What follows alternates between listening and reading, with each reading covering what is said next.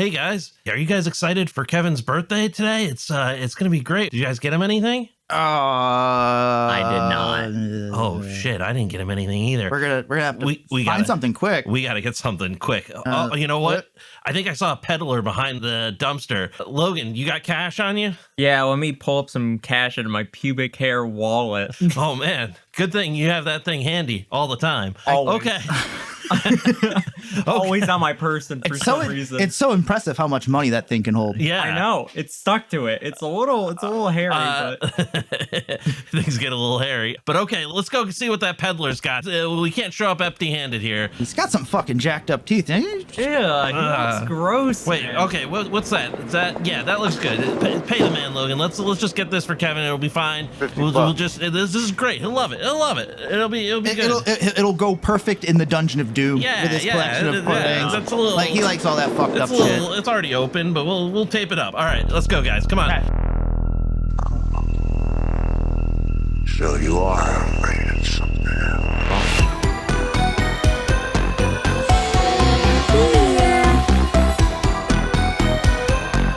We all go a little mad sometimes. You don't know what death is.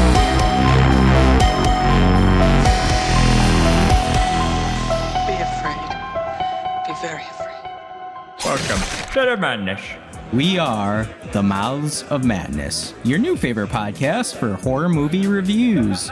We're coming to you live tonight from the Dungeon of Doom, and we're celebrating my birthday here. Yeah, happy birthday, Kevin, my buddy, my good friend. Woo. The guys and I, we pulled our money together. We worked so hard to come and find this awesome gift for you. Here you go. I think you're going to really like this. This is going to be a nice little collection to add to your Dungeon of Doom horror paraphernalia and things you like to collect. Wow, this is awesome. Yeah, this is awesome. Yeah, Kevin, Enjoy it. It's one of those good guy dolls that you've been after. He can be a construction worker. He can be a fearless fireman. He can be a cowboy. He can be anything you want him to be. And he talks to you too. Wow, this is amazing. Well, the box is a little messed up, but Don't worry about that. The batteries are even included. This is awesome. Guys, thank you so much. We're going to celebrate tonight. Woo! This is our episode 34 on the 1988 Child's Play.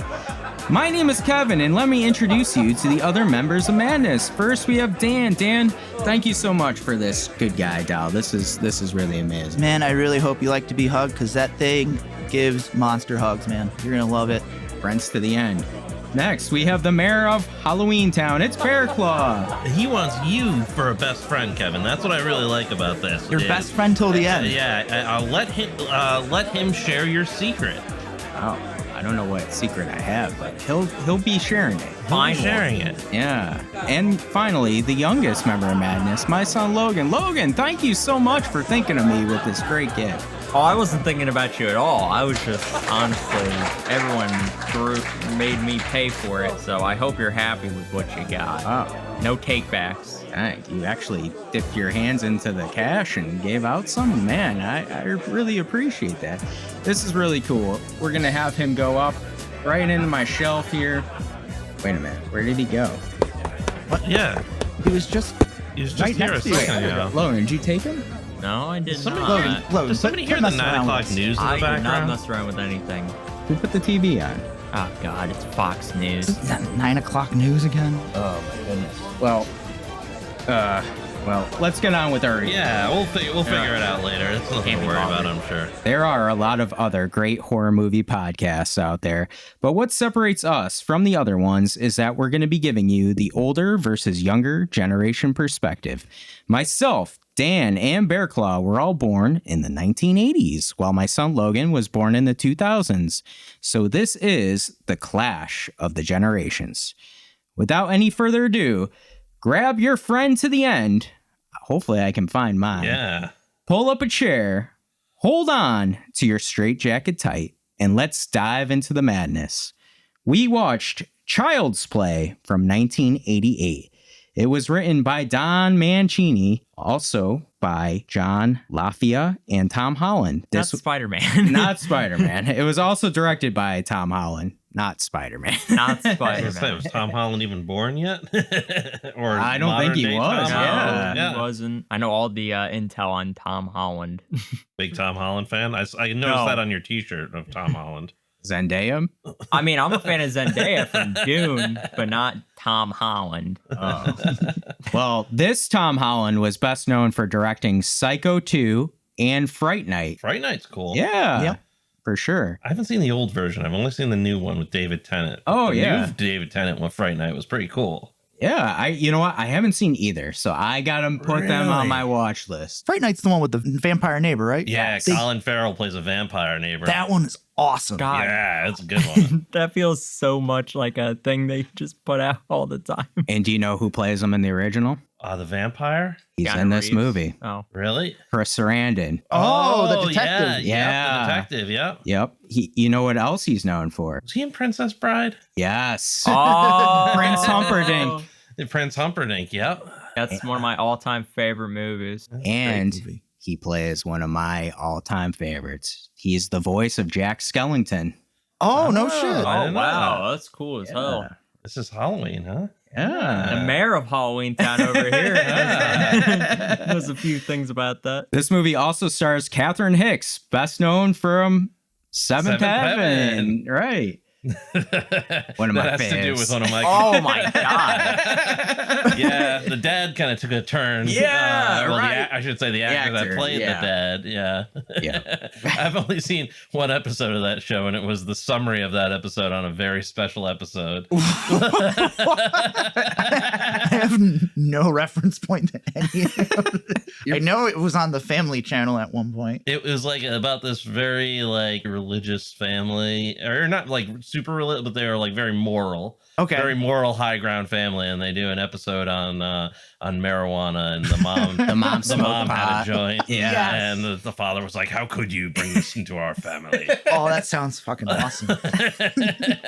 Child's Play also has horror icon Brad Dourif, who Yes. plays Charles Lee Ray, and he's the voice of Chucky. What a genius! It's funny because I found out that originally they had cast Jessica Walter as the voice of Chucky, but test screenings were very negative with people laughing at Chucky's voice. Yeah, It's like Bane in Dark Knight where his voice was too funny. Like after It's they too comical. Yeah, because at first it was kind of cool because they like it was like very like you couldn't understand them, and then it was like, oh Yeah, once he started dropping the oh, you think darkness is your ally? Oh, yes. it would have been a massive mistake to waste a talent like Brad Dourif's on not being the voice of Chucky. So I'm glad the Worked out Angels well. won on that one. Yeah, I can't imagine because I think the voice is iconic, right? Oh, Yeah. yeah. Oh yeah.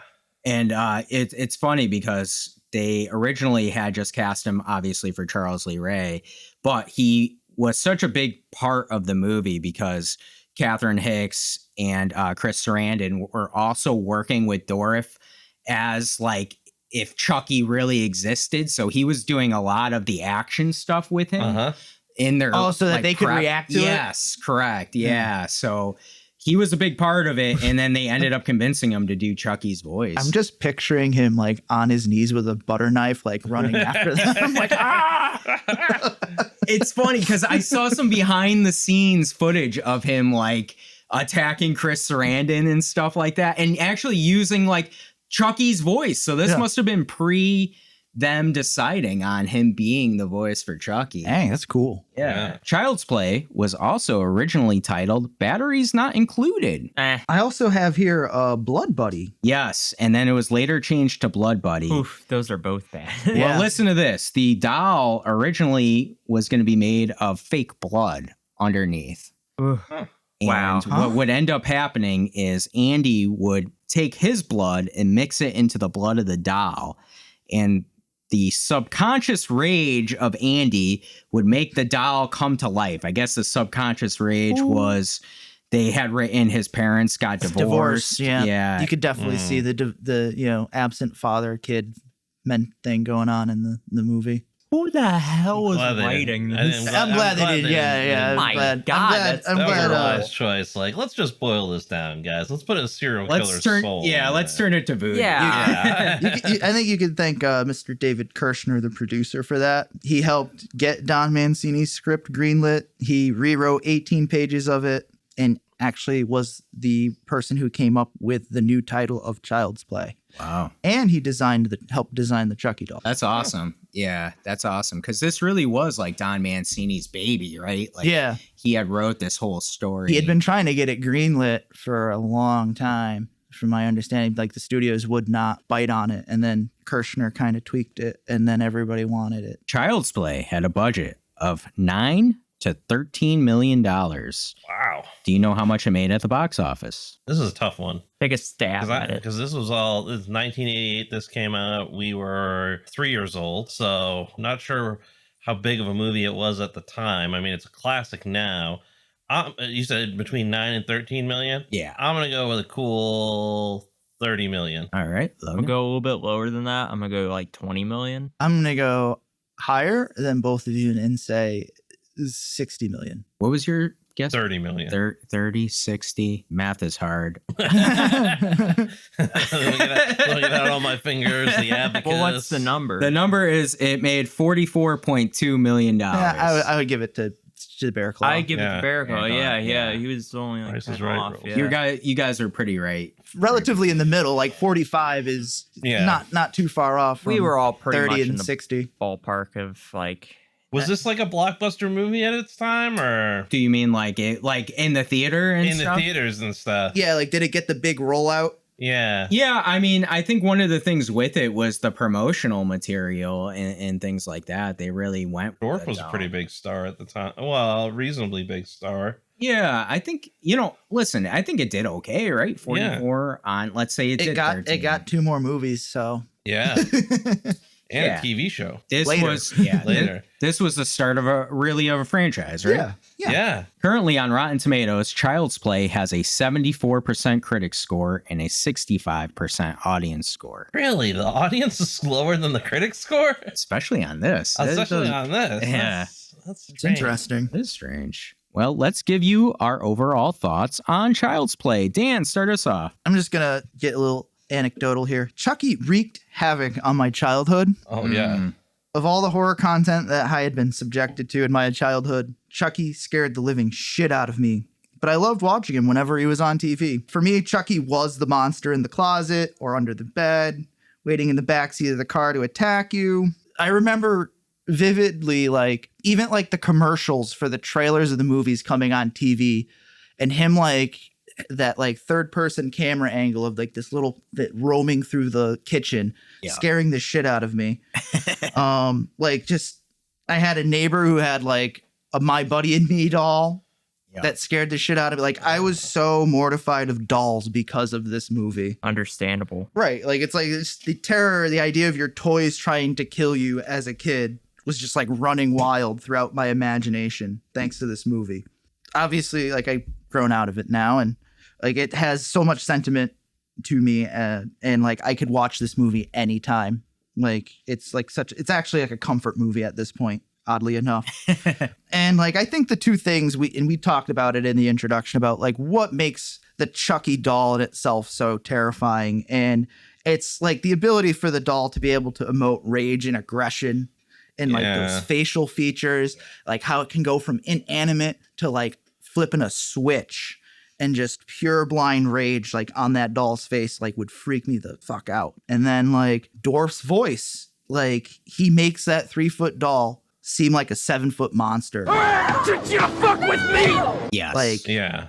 he's full on raging after victims and things. I like that we're introduced to Charles Lee Ray in the beginning and we get to see how he became Chucky and we get that awesome toy store explosion. I also like the noir element to this movie. And then like logically the police would suspect Andy of having some involvement in Maggie's death. I like that we, the viewer, are in on like this mystery and we're along for the ride as Karen and Detective Norris try to piece together the chain of events to save Andy. Like, do they really save Andy at the end? Like, how you're left unresolved? Like, how do you explain what happened Yeah. at the end. right. Believe me now? Yeah, but who's gonna believe me? Oh, Like, that what's- burned up doll that did all this. Like, what?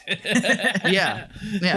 No one's gonna believe that shit. It's just such a cool concept of a movie. I think those are my opening thoughts on it. It has a lot of sentimental value to me, so I'm gonna be like gushing probably about this movie throughout. That's awesome. Bearclaw, how about you? So with me, the idea of Chucky was always far scarier to me than the movie, because I didn't see the movie until my teenage years. Oh, okay. But Chucky was, and Child's Play was one of those. You saw it at the video store, right? And it had Chucky on the cover of it.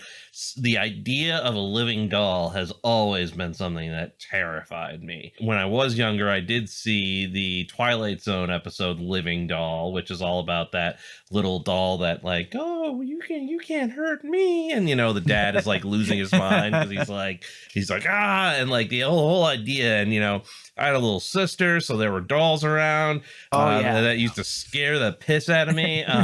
Creepy dolls are a real big thing for me. And the idea of Chucky just being a doll that came alive was enough to terrify me as a child. Believe it or not, when I first saw the movie, it was like this big moment where I was like facing this fear. But then I was actually less afraid of Chucky after seeing the movie, because I was like, oh, there's like a storyline. There's like, he was created somehow. Yeah. The idea of just a doll popping out of the factory and then coming to life. That was and a scary that was concept. much scarier in my mind than there being some elaborate backstory. But still, I mean, this is an iconic movie for a reason.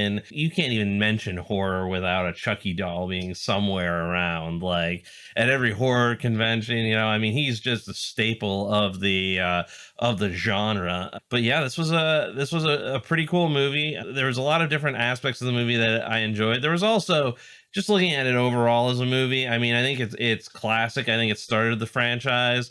Upon rewatching it now, it struck me as a little bit plain compared to some of it. It really didn't have a lot of Chucky in it. It left me wanting more Chucky, and maybe that's because I've had Chucky. But I mean, it was kind of the spark that started everything. But looking at it now in comparison, it's like I wish Brad Dourif had more lines as Chucky and things like that. And there's some really interesting voodoo stuff that is woven in here, which I think is kind of cool. And there's a whole little subplot that I think is interesting. Overall, looking at it through today's eyes, it doesn't hit quite the same way, but it's still a good movie. Yeah, I want to touch on what you kind of said too about this feeling like a little bit plain in the sense of like wanting more Chucky, right? Yeah.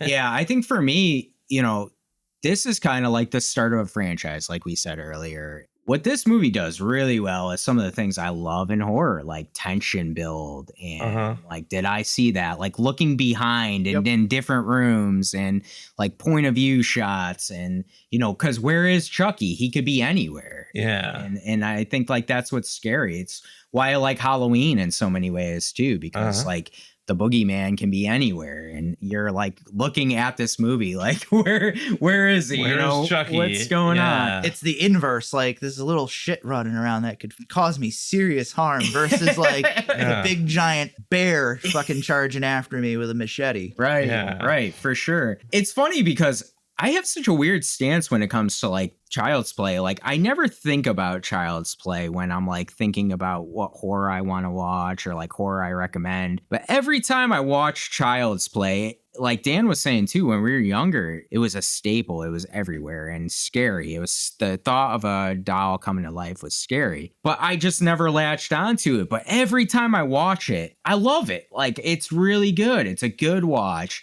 And I'm almost too of the opinion, like even some of the later Chucky movies are pretty good. Like I'd argue better. When Chucky gets more vocal and becomes more even like a Freddy Krueger type of villain, like they become more bonkers, more crazy, and I really love it. I'm there for that. Dan, I had asked you, I don't know if you remember when I started watching the Chucky TV series that came out. Yes. And you were like, dude, no, you got to watch Curse and Cult before you do that. Yep. And I did that. And those are really good. I wasn't thinking about like watching those ever. Like I didn't have that want to watch them. But then when I did watch them, these are really good. They're so like I was so surprised at how good those were because we got that lull period where it became more like slapstick comedy with Bride of Chucky and Seed of Chucky, but then like Cult and Curse were kind of like a return to form of like the original movies. So there's 5 movies. 6. Well, there's also There's 3 Child's Plays. There's Bride, Seed, and then Curse and Cult. That's 7. And then the new one. And the new one. The remake with the AI bot. I learned today. I was today years old when I learned that there's a remake with Audrey Plaza as the mom from 2019. Yep. And Mark Hamill does Chucky's voice. Oh, he does. Yeah, he does. He does a pretty good job, but He's the Joker, baby. Dude, I'm in Aubrey Plaza. Oh, man. I might have to I gotta watch get the that. hose out. But tying it into Child's Play, like I still think that this is kind of the blueprint of the series and really does so many good things. I think you have some strong acting performances, even by the kid. Yeah, the kid is strong in this movie. I think it's all really well. The animatronics, the puppetry. I know I'm seeing it through nostalgia-colored eyes a little bit, but I want to get Logan's take. Logan, this is your first time watching Child's Play, right? Yeah, this is. I gotta say, as a kid, I had 3 big fears of like movie characters, and it was the Winter Warlock. Who nears my mountain? From Santa Claus Comes to Town. that old shit used to scare the living hell out of me, because I remember there's like a commercial break where he's like caught in like some kind of like trees, like very Wizard of Oz like, and he's just like about to get screwed over. There was the Penguin, Danny DeVito's Penguin. He was pretty As a little kid, definitely. like you made me As an watch adult, that. When he bit the dude's nose. Yeah. Wasn't that Christopher Walken's nose he bit? No, it was they were running his campaign, and he was like, he's like, can I take the fish? And he's like, oh yeah, sure. That movie was not good. Batman Returns. I think this might be my favorite Burton. Now, Batman. here's my question: is the Penguin the bad guy in that movie? Absolutely. Did you He's watch? not. It's Walken. He's the main villain of that movie. The Penguin's like the he's an empathetic Hear the bite the villain. nose off the guy, right? Yeah, but Christopher Walken was He kidnapped Gotham's children. Yeah. only because he was. Well, you got a point He ran there. the circus henchman. He strapped rockets to penguins. That's not evil. That's evil. Peter might have a problem with that. Yeah. And my third and final fear as like a little kid was Chucky. I always, and not just Chucky, any kind of Dolls. doll. Yeah. I swear to God, I hated for a long period of time, and especially when we started doing this podcast, I was like, one of my big I will not watch is I do not want to be watching Annabelle. Screw that shit. Screw that. I would rather watch it's got evil Terrifier laugh. all over again. Dang. Terrifier over I Annabelle. do not want to sit through that again. I think we just solidified my pick. Screw you. No. Yeah, I mean, dolls in general are pretty scary, but like Chucky definitely is like the most like fun I've had watching one of these movies. I will say watching Child's Play is like, oh yeah, this is gonna be fun because it's like a big pick, but then I was like, it's not my kind of movie. I wasn't really like excited to watch it as much for the first time. But like, we watched it the other night and I was like, oh, this is actually like really good. I had a fun time and like watching it. It was enjoyable. It was fun. It was thrilling. It had a good storyline. It was comedic. It was kind of all over the place. Like it had a lot of strong ties to like horror movies like that I've seen before. It completely took me by surprise because my expectations were like overexceeded because I was like, oh, this is really good. I was not expecting it to be this good. Here's kind of a question, and this is something that I've been wrestling with. I think it's impossible for most of us to, with the exception of you, being able to see it without some nostalgia glasses on, because Chucky was almost as big as Freddy was back in the day. Yeah. Did you think it was like a good movie on its own merit? We're going to get into that for me. Okay. I'm just gonna say it right now. Like, I don't think it needed more than this. I think it was already pretty good, and I was like pretty surprised by because I was watching it. I'm like, I didn't really feel like I was like, oh, I'm not gonna watch another one of these, but like, I really enjoyed this. Like, it was pretty. I get what you're saying. Like once you completely burn them to a crisp, like what more is like? That's it my felt thing. like a bookend to the story, right? My big thing with horror, and I'm fine with it because you need to make money. Hello, I like money. There's some times where I'm like, come on, man. Like, you had a perfect ending, and then you're finding a loophole just to get more money and to make a sequel, and it's like, I don't want that. Like, this movie's perfect on its own, and the ending was like, yeah, I guess it was open-ended, but it really wasn't. Like, I liked how it ended. Yeah, and that's part of the reason why it took, what was it, a 12-pack of beer for John Carpenter to write Halloween 2, because he didn't want to do it, Yeah. Oh, no. Yeah. He absolutely didn't want to do I it. think it's a little different with Halloween, just in my mind. Like, Halloween had such an open-ended, like, the best cliffhanger, like, of all time when it comes to horror, because that ending was insane. Dan had also had a similar take on Scream. You said that you had wished that there really was just that first Scream movie. At least you said I that think when that we were maybe recording. that was me. That might have been me. That's Okay. That's been a It's been a while. no, it's been a bit. Somebody since we said covered that, and like it I made, might have said that, but though. it made me think about it, and I was like, There's so many movies like that. I almost feel that way. Yeah. Remembering. I've me only thinking seen that. that's the first Scream movie, and I feel like my love of it is richer because of it. I don't think there's been any like particular like horror movie sequels where I'm like, oh my god, that's so much better than the original, except for like the exception of our last watch, Blood and Honey too.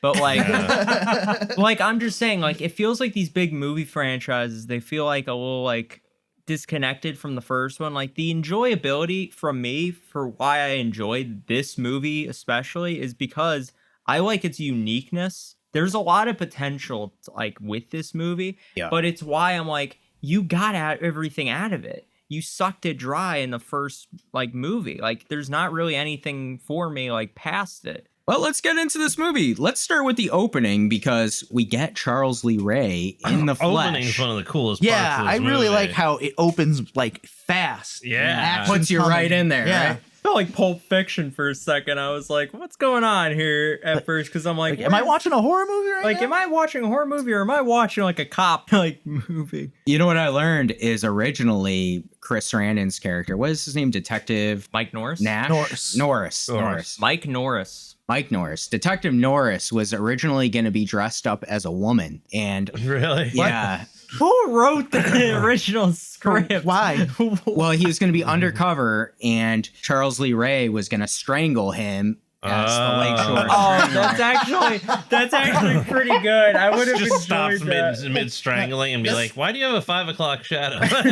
Why do you have an Adam's apple? Yeah, like I'm feeling this lump on your throat, trying to strangle you. Is it Adam's apple? If you look closely at the very beginning, you can see Detective Norris actually takes off his woman's gear in the shadows. Like he Really? Yeah. If you go back and watch it, gonna so have they to now. actually filmed this scene, but Huh. they didn't use it in the final cut. Smart. Good choice. Good choice. That's too solid comedic. choice. Oh my goodness. Yeah, so then he chases him down. Well, we get what's his name? Eddie Caputo. Caputo. Yeah. He leaves poor Charles Lee Ray. He's right? in high and dry. Yeah. That was the right choice. Because then we got one of the coolest scenes in the movie It's later. like, I gotta get my van. I'm getting out of here. If they had gone with the detective being dressed up, getting choked out, why would he need a getaway driver to set up that scene? So I'm glad they cut that all out. 'cause, I mean, Yeah. that doesn't make any Yeah, I was sense. wondering the character of Eddie Caputo. I don't know. I thought that was good that they added him because it gave Chucky some like reason and it Yeah, kind of revenge, showed. right? I'm gonna get you, and I'm gonna get Eddie, no matter what. It kind of showed what he was at, like revenge. So I did like the added addition of Eddie Caputo, but the whole beginning scene where he's like running away, you could tell that Brad Dourif's character was just like this like real weird individual because he had like the long hair and Editor's note. What's that about long hair, Bearclaw? He looked like Tommy Wiseau. yeah, he did. just like, whoa. And I don't remember, did he have that talisman in the beginning of the movie? Editor's note, the Heart of Damballa talisman was not introduced until Bride of Chucky. Wasn't he wearing it around his neck, or did the talisman, the Heart of Damballa, did that come in later? Yeah, I don't remember. I think it was in the beginning, because if there was a talisman, because I don't remember there being one after. There wasn't one after. So you're saying when he's lying there after he was shot? Yeah, wasn't he and holding he's next to the good guy doll? I think he had it in the beginning there, and it's going to come up to one of my conspiracy theories later. Okay. I mean, one of the things I like is it's chaos going on. Oh yeah. Again, you're gonna draw me in right away if there's gonna be a fucking explosion 5 minutes into a movie. Yeah. And lightning and Yeah, you're gonna throw the fucking pyrotechnics in early. I'm gonna be like, let's Logan go. was like, "Holy shit, Dude, how did that cop survive? Yeah, I know the cop should have died with I the know. explosion. the massive The entire lightning. store should have just died. The blue lightning. I love blue lightning. I'm a sucker for blue lightning. Oh yeah, It was very cool. Heart of Damballa can be yours for the low price of $59.93. Dang, Logan, you'll have to shell out some more cash for Dad. Yeah.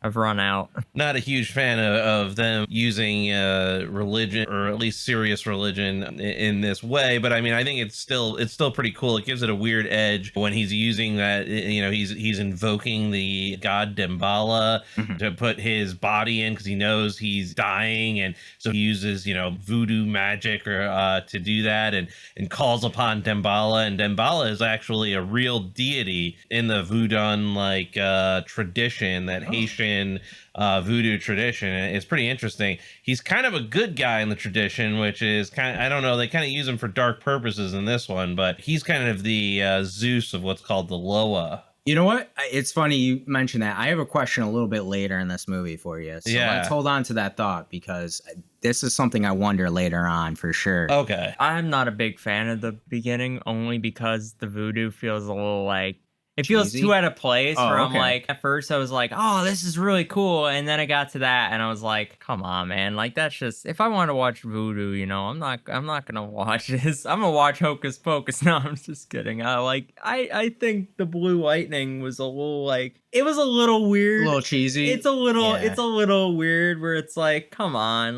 it felt very goofy, and this movie took itself so seriously that At times it did. Yeah. for sure. yeah, and I was like, I feel like they originally planned for this movie to be a lot more cheesy. And Well, yeah, when they have the detective being strangled dressed and like Yeah. a woman. That's why I'm like, oh, so that probably makes sense why they had that lightning blend. Can I ask you guys a big question I've always wondered? No. Because I did read this.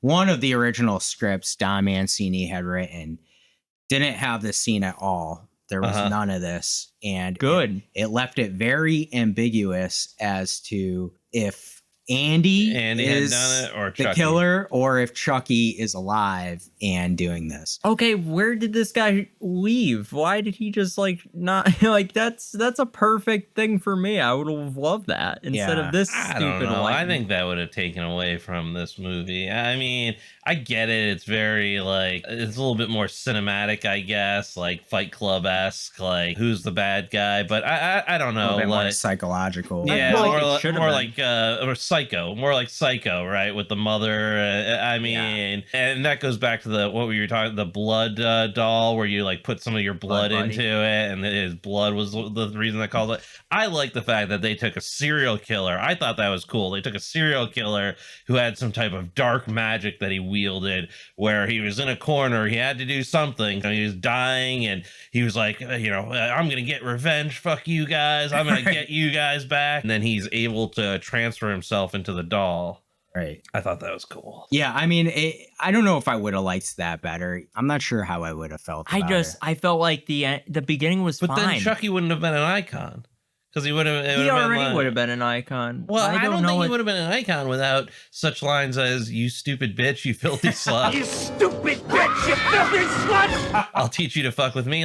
The whole thing that I think sells Chucky, and what makes Chucky iconic, is Charles Lee Ray is never a good guy, and he's unrepentant. He, follows what is portrayed as a dark religion, and he is this serial killer and his scumbag friend who's living in this rat infested shithole like apartment, clearly like vagrant serial killers that have nowhere to go. And like he's transferred into this doll and he's like got to get his vengeance on those who betrayed him. Makes him like sinister. Yeah, it makes him sinister. And like the fact that he has attitude too, like you could tell even Charles Lee Ray, he wasn't going to take shit from anybody. He was like some, dyed in the wool killer, like, fuck this cop, I'm going to run and shoot and, I'm not going down without a fight.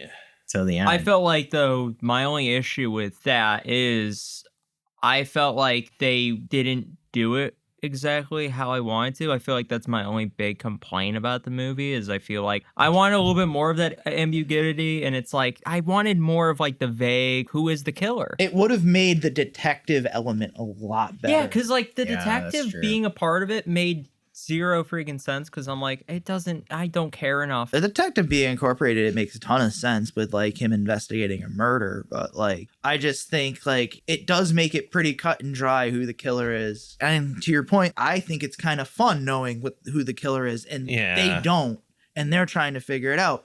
But I also appreciate and understand what you're saying. Like it would be cool if the audience also like that would be another entertaining wrinkle that they could have went in that I think also would have worked great. Yeah. The scenes too that I think that play into this are the ones that we get when Andy finally gets the doll and his mom, what's his mom's name? Karen buys him from the peddler. Yeah. And we get those scenes where Andy is talking to Chucky. Chucky wants to watch the 9 o'clock news. But we can't hear anything Chucky That say. is really good. Yeah. And that's where the kid actor, whoever that is who played the kid, that's where I think this movie gets real creepy in a good way, where like the kid is doing the doll's bidding because he's just like, what do you want to do, Chucky? When he says, what's her name was giving him guff. Maggie. Yeah, Maggie. He said Maggie was a stupid bitch or something derogatory. Got what she deserved. And who got what she deserved. He said that Maggie was a real bitch and got what she deserved. It was so creepy, his words coming out of the kid, and the kid who clearly has got to be like maybe 5 or 6 years old, like is innocent. Young. When you put this serial killer next to this little kid and like influencing him, I thought that was very creepy and very weird, especially because the kid played it so well as like an innocent kid. It almost feels like they were just like, they let Alex Vincent wander on set and they were like, just be a kid. Yeah. Some of the he's just so natural, like as a 6-year-old, like it almost is not, he's not acting. Yeah. 100%. And like the scene specifically where he says to Aunt Maggie, Chucky wants to watch the 9 o'clock news or whatever. Yeah. Like that is something a child would say just to be try to not go to bed. But it's a little off because like which is what makes it so good, because like what 6-year-old knows about the 9 o'clock news? Like I can see detail. it. Yeah, oddly specific, but that's what makes it creepy. I think that's good that they did that. We get one of my favorite scenes of the movie here, where Aunt Maggie is in the foreground and behind her, those are the best shots. Running legs, right?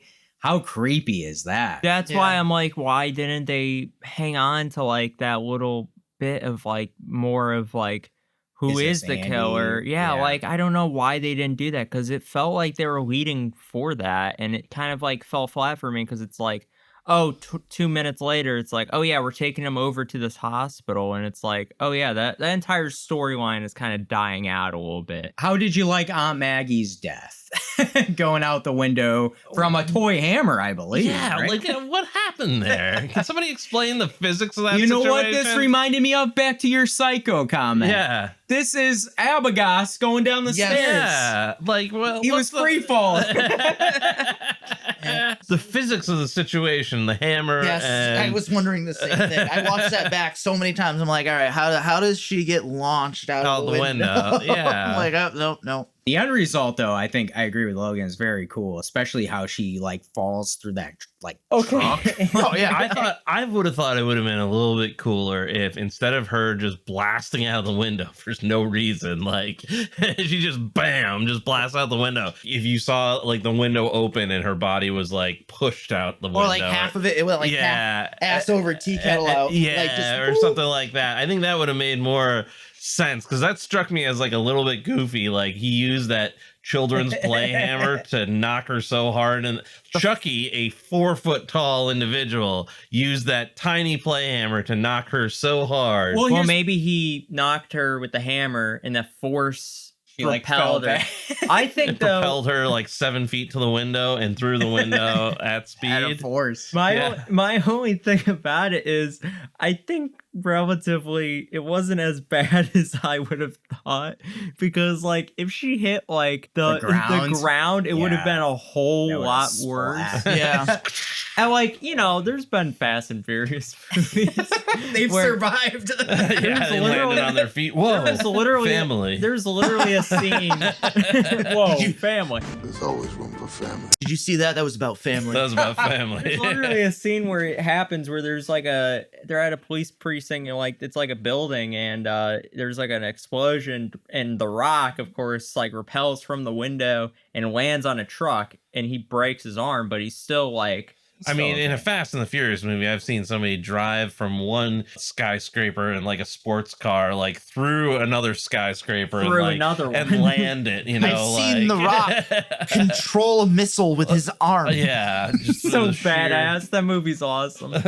Speaking about explosive scenes, we got Eddie Caputo's death here. Yeah, we got Eddie Michael Bay. Michael Bay was like, shoot him. First off, this is scary as shit. This little 6-year-old walking through Chicago. I know, like the rough part of Chicago. He did not die from the explosion. I know. That was like the creepiest thing, is seeing the little kid like carrying his doll, like on the doll's orders, like through downtown Chicago to this rat infest. I mean, that's the kind of guy who would be helping out a serial killer, though, right? Like Eddie Caputo. I mean, obviously things aren't going so hot and he's paranoid. He's got a gun under his pillow, like sleeping the day away in some rat infested, burnt out building. I do like you had said earlier, like this kind of gives Chucky a revenge plot. And I like that. Like it's a very concise, this is what I need to do. Yeah, exactly. Gave up on it. He almost forgets he's in a doll's body. Yeah. He's so obsessed with getting his revenge on these people. For sure. That like that's not even a priority for him. Like I'm in a doll's body. Like I don't give a shit. Yeah, I'm gonna get these assholes back for ditching me, because he had 2 people on his hit list. He had the cop and and Eddie. Yeah, it's not a long list, but hey, when you're little, you don't. Yeah, I mean, he's inhabiting a doll's body as an entity of almost pure vengeance. Here's a big question I have for y'all. How did you feel with this setting? Because this is a little bit different than a lot of horror movies, right? We have the Chicago city setting in the cold. I mean, it felt like these scenes where the kid is walking and felt like Home Alone. Some of it did. Yeah. You remember that scene where he goes and like gets himself like groceries and stuff? That felt very much like it, where it's like, what the hell? Kevin McAllister carrying a good. Yeah, I love that. That scene always like reached a core for me, because I was like, oh my god, this kid is walking down like just like it's nothing. Like he's never done that before. Same with this kid too. He's never really done it before, and the kid doesn't care. He's he's a little kid. He just doesn't know enough to be scared about where he is or what's going on. Yeah. I don't know that Chicago made any special appearances in this movie. You could have done it in New York City or anything like that. It was unforgiving. What'd you think of the city setting? The city setting, I think, was good. Yeah, I can't imagine it. I mean, I think you could have done some cool things with the rural setting too, especially with Chucky and like hiding in a barn or something. I don't know. Because later on in the series, Dan, right? They go to like Hackensack, New Jersey, and it's more rural, suburban, right? Yeah. Yeah, I almost think a suburban one would have been a little bit more isolation, but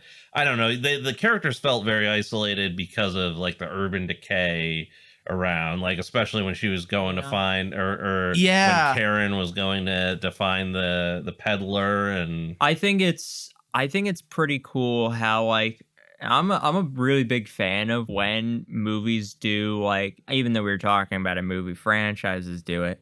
A lot of the times is they always have like a very like rural or like very like normal neighborhood for the first one, and then like the sequel is usually like, oh, we're going to this big city. Like Scream 6, they went to like Seattle, and I really like that. I think that's like the best part. Oh, they were in New York. Yeah. But yeah, like New York, I really like how like they went to like a big city, and even though like, yeah, you're right, it doesn't feel as isolated. I think it's pretty cool how like these two movies kind of like, especially with Child's Play, is like, even though it is a big city, there's still like some sort of like isolation towards this because they're alone. Like no one believes them. That's the big thing. No belief system makes them feel like, oh, we're fighting this thing alone. We've got no sort of help. I think the city element actually works very, very well in this movie because when you think about it, it is the city element that is brought into the family's home. Mm-hmm. It is this killer in this that came from the city in this doll that ends up in their home. That's so true. That's so true. Here's what I don't like in this situation, right? In this movie, Eddie Caputo dies, and then poor Andy is taken into custody here. Mrs. Barkley, my name is Dr. Ardmore. I'm from County General. I've seen more than enough. Maybe Andy should spend a couple of days with him. Yeah, like how were they like, it was the kid, I know it. Right. And like nobody drew, like, why did he go after Andy Caputo? Like, what is this kid's connection to Andy Caputo? They're stupid in movies. They're never like smart cops in any kind of movie. There's always the ones that are like, oh yeah, because the kid was at the crime scene. I hear you. It's like A plus B equals C, but this is not a simple A plus B in my opinion. Math ain't adding up. Yeah, well, right. they could have thought, you know, in my mind, I'm like, oh, they could have thought like, I guess it would have been a detective jump to go to the doll's alive and, and it's the spirit of Charles Ray. Right. That would have been a little bit of a jump, but they would have been like, He would have been in a cell next to Andy in the psych ward. yeah. he could have just been an associate, or he could have been like one of those little kids that are just like obsessed with serial killers. We do see a lot of those archetypes later on in movies. Yeah, like, so it's not like a total like, oh my god, like where did they get that? But it is a little bit like, what the hell, you're arresting a little kid. I love how they're talking down to the little kid in the like jail scene where he's like, oh, you were you? Like, Do you have any idea why your Aunt Maggie fell out of that window? Oh, yeah. such a dick to this little kid. Like, he's a little kid and you're talking down to him like Well, that's the thing too, is like as the mom, I would not let my kid just go Wander about in the well, slums. first off that, but Well, like also go to like, what was this, like a cell of some sort, a psychiatric cell? Like, that was back when we didn't let the mentally ill just wander the streets. There were state-run hospitals, so you can't they put him in a what? No, that was in the 70s. You can't just take the kid away. That's not how it works. It seemed like a weird scene, Yeah. but this was what leads to the ultimate reveal, right? Like, we finally get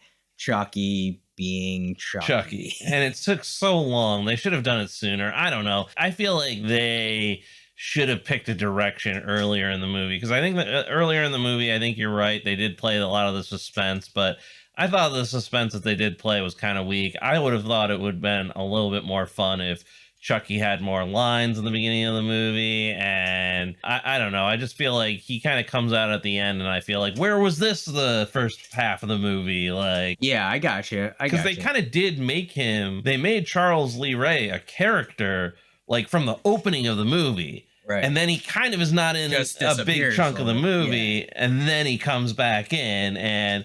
One of my criticisms, I would say, is just that, like, and they fix this in the later movies, is, you know, I would have liked more of Brad Dourif as Chucky, and maybe him, you know, making a phone call or something at some point, being like, I'm gonna get you, you motherfucker, you thought I was dead. Like, yeah, no, I hear you. You'll never take me alive, Sam. yeah, he's like, yeah, I hear you, and I think that is something they did realize from this first one, is like, our bread and butter is Chucky. Yeah, nobody gives a shit about these minor characters. Yeah. I mean, Dan, what do you think? Do you think they waited too long? No, I don't. You liked I disagree wholeheartedly with it. Yeah. I think it is perfect because for me, it's like the oh shit moment. Like, she's alone with the doll. Shit's the about batteries. to pop. The batteries is the oh shit moment, right? Yeah. Like I was like, at first, I was like a little confused. I'm like, okay, we're getting this. And then as soon as the batteries dropped, I'm like, this movie kicks ass. Like, this movie is so smart. It is so ahead of its time that I'm like, yeah, like, it's a very, like, I think it's a very predictable outcome because, like, obviously we know he's alive. But, like, just the reveal to the character is like, oh my That's God. what it And is, the deliberate like undoing the back, and it's just you're just waiting. You're waiting. You're Yeah. waiting in anticipation, It's- and then the neck whips around like the Exorcist, and then the line, Hi, I'm Chucky. Wanna play? the angry, "Hi, I'm Chucky. Wanna play?" Yeah. Drops the doll, Tension. goes under the couch. It's so tense. You could cut a knife through it. It's so good. Let me tell you, I got a strict. If I suspect a doll of any foul play, right into the wood chipper. I was gonna say he's going in the I'm fire, right? throwing that right shit, away. like, out I'm not the gonna like window. investigate under the couch. I'm gonna go Gremlins mom style, and Oh, I'm that's gonna awesome. arm up, Yeah. and the first There- chance I there's- get. There's gonna be no warning, going straight into the fire. Yeah, it's yeah. I love to the lines, you know. You stupid bitch! You filthy slut! Did you fuck with me? You stupid bitch, you filthy slut. Yeah. I'll teach you to fuck with me. Like, and his facial expressions Oh, too. just the rage on the doll of just like. Have you ever seen a more pissed off looking person or doll ever? Yeah, I have Woody from Toy Story. With Forky? No, the original. Oh. Original. He was pissed off as hell at Buzz. He was You're right. He got You're right. so mad. This is pre-Toy Story. Yeah, 95 was Toy Story. That's kind of crazy to think about. And I don't know if this. I think the scene is before this, but what about the Dr. Death scene? Dr. Death. So you're talking about where he goes to his the voodoo voodoo. This is teacher. after this scene, yeah. Oh, okay. Because he ends up getting away from Karen, right? Okay, yeah, now I remember. Yeah, and then he goes to what's his name, Voodoo John or something like that. Dr. Well, Death. first he goes His to name Nor- is John, but yeah, Dr. Death. Then he because there's like a whole Or scene does where he attack the detective? He attacks the detective. The detective and him have that whole like big fight. He gets shot, and then he goes to Dr. Death because he's like, What the fuck? Why? like, I wasn't supposed to feel pain. I didn't think anybody could hurt me. But last night I got shot. You know something?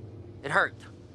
It hurt like a son of a bitch. It even bled. That's why I'm like, I really did like how quickly he went from like, oh, my revenge plot to, oh yeah, I gotta make sure I'm not dying. Like, Yeah, before I because he got get that. shot Yeah. by the detective You're And then right. he went to go see Dr. Death because he was bleeding and he Yeah. wasn't He's like, expected yeah, to be bleeding. what's going on with this? I'm supposed to be immortal. Yeah. Yeah, so before he goes to the voodoo guy, because this is what sets up him going to the Dr. Death guy, is he does get to Detective Norris, right? And he's choking him out in the car. Always check the back seat of your car. like the Yep. Riddlers. Oh, yeah. Always. Always. That That's- movie I taught me always- to check the back seat of my car. You know what taught me to how to? I always look in the backseat of my car is the Riddler scene from the Batman, because that shit scared me for life. Because I was like, holy crap! And then he strapped a bomb. Like, oh my god, dude! I don't Like, remember. I saw the Batman one. that was like the moment where I was like, yeah, you look in the backseat of your car, especially if you know someone's after you. Yeah, so we get that great scene where he ends up crashing the car, Detective Norris. Where he's like poking, like that was a little bit of a cartoony Up moment. through. Though, There is a where lot he's of goofiness to this There movie. is, but you know what? Still at the same I time, like the goofiness. you're kind of picturing that knife coming up towards Yeah. the junk, He's and you're like, Like, you didn't tell me you would be doing the same fucking moves. Like, Logan and me kept being like, Feet up on hit the the steering brake, wheel. hit the I just brake. can't believe he sat back down after the knife was coming up. I wouldn't have sat back down. There would have been nothing. I was looking at you. I would have jumped out of the car. Here's what I want to Tuck and know roll. too. He gets in this big car accident, right? Detective Norris. Yeah. He shoots Chucky, and then Yeah. like, obviously Chucky figures out like, oh man, I'm bleeding. I'm bleeding. a doll. How am I bleeding? Why didn't Detective Norris tell anybody about this crash? Nothing happens. with it? yeah, right. No, there's no report. Feel like that's nothing. something you keep to yourself. Like, hey, what happened, Detective Norris? Oh, well, a living Drinking doll again. tried to stab me I and know, strangle me Yeah. out. So What happened? I was, you know, he's gonna be nothing. I late at need night. to sleep. I fell asleep at the wheel. He's gonna be the neighbor of the little kid there at the psychiatric. Well, that's center. exactly it. I mean, you don't talk about the doll. You know, That's the doll's why- talking to you. Get this man 50-50 cc's of Thorazine stat. Like when I was a kid, I always got like really pissed off when like movies would have these kind of things where it's like, oh my god, I just saw this and it's like insane and I'm gonna go tell someone. And now, like as a kid, I always got mad whenever the parents didn't believe them. But now, when we're watching these, I'm like, don't tell them shit because they're gonna put you in a psychiatric you're like gonna get hospital. locked away, man. And then you're gonna have nothing like Jamie Lee Curtis and Halloween. That's true. Bearclaw, this is my question I wanted to bring to you earlier on the voodoo, because Dr. Death here is talking to Chucky. Right. And he's like, you're an abomination. Like, Yeah. You used voodoo for evil. Because you're an abomination. An outrage against nature. You perverted everything I've taught you and used it for evil. Right. Were you thinking of Owl from? Oh my god! You're giving me a look. I was like, what? No. Oh, because I was thinking like, wait a minute. Owl says you're an abomination and, and Blood and Honey too. Sorry, I'm all over the place. Here's my question about Dr. Death. Right? Sure. So Dr. Death is like, oh, you used voodoo for evil, blah, blah, blah. In my mind, I thought voodoo really was used for evil, no? So that is not true. Voodoo is kind of one of those interesting things. I am by no means a scholar of it. I've read, you know, a little bit. The Serpent and the Rainbow was a pretty good book on it. Probably not from the right perspective, but it's actually a very complex religious tradition from Haiti. It's kind of, you know, it's kind of a bunch of African religions mixed together with a lot of Christianity because of, you know, the unfortunate practice of slavery. You know, a mix of people were brought over to Haiti and it kind of created this weird kind of religious traditions. Damballa, the god that he's invoking, he's a snake god, but in a good way in the voodoo religion. And a lot of it is very beautiful. And, you know, supposedly like Damballa is the god of life and energy and like storms and water, and he was a snake whose skin came off, and that's what created water and part of the creation myth there. So Damballa is not like an evil dark god, and you know, voodoo dolls are not necessarily, I mean, everybody thinks of voodoo dolls as like evil things. Well, a lot of times they were used, and instead of, you know, putting pins in it, it was used as a way, there was different fetishes, that's what they called it, where, you know, it would be to not necessarily punish an enemy, but might be to heal somebody, or might be a good thing, you know. So I mean, it's kind of it's a very ethnocentric view of the religion that they're kind of invoking here. But at the same time, Dr. Death is saying like, you've corrupted what I've taught you, and it kind of gives some depth to Chucky, I think, because one of the things that I think is something you could miss in this movie is I don't think that Charles Lee Ray was a serial killer just for the sake of being a bad guy. Like, I think that's kind of how they play it in the movie, but there's tones, because if you look at his apartment with all the drawings and he worships Damballa, Damballa's like the god of life. Mm-hmm. I think he's obsessed with the idea of immortality. Oh, okay. And he's killing those people as a way of a sacrifice to Damballa. He's not necessarily some just deranged serial killer. I mean, he is, but he's actually he's got purpose. His purpose is to try and gain immortality. That's why he went and saw Dr. Death, who, again, it kind of sounds like Dr. Death is probably, you know, some insidious character, but the movie shows us that he might not be an insidious character. He might be, you know, somebody who was just trying to teach him the ways of, you know, life and affirmation. And just in Charles Lee Ray's twisted mind, it came to like, oh, well, this is how I best serve Damballa, and this is how I can he twisted it. He twists it, and this is how I gain immortality and can invoke the power of this god to put myself into it. You might not be seeing an unhinged serial killer. You might be seeing a madman bent on immortality. Well, that's a cool take. I would like more scenes like with that. I think that would have been cool, like to see more of Charles Lee Ray's perspective on like being more obsessed with voodoo, because like Logan said at the beginning, it almost seems kind of out of place that he's invoking this voodoo. Like if they had explained it more, I think it would have been cool. Like I think though it's cool that like what Bearclaw said. I think there's a lot of movies that deal with that a lot, where it is a person who is given like such a purpose, like a way of life, and they use it in order to gain power, like very, very Sith-like. Yeah, exactly. Like, it's not necessarily that he was, I mean, he was a scumbag for sure, but he was a scumbag that was like obsessed with not dying. And so that was his whole goal. I mean, so how did he know a ritual off the top of his head on how to transfer his soul into another body? Like, he clearly was a practitioner of it. You saw his apartment, which was just an altar to this god who he thought would give him the power.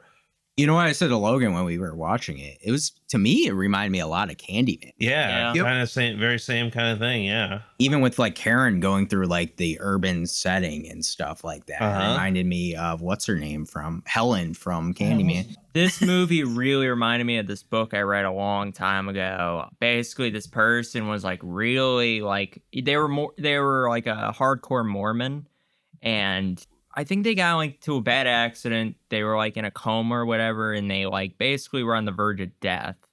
And they basically witnessed this whole scene where they're like, I am about to die, and there is nothing out there. And that it like completely changes their point of view to the point where they like change up their religion to one where they like try to become like Chucky, where they try to become immortal by any means necessary so that he doesn't have to face it again, because it like truly scared the shit out of him. You know what Charles Lee Ray needed? He needed some potion there from Isabella. Yeah, I was gonna say. Yeah, he could have.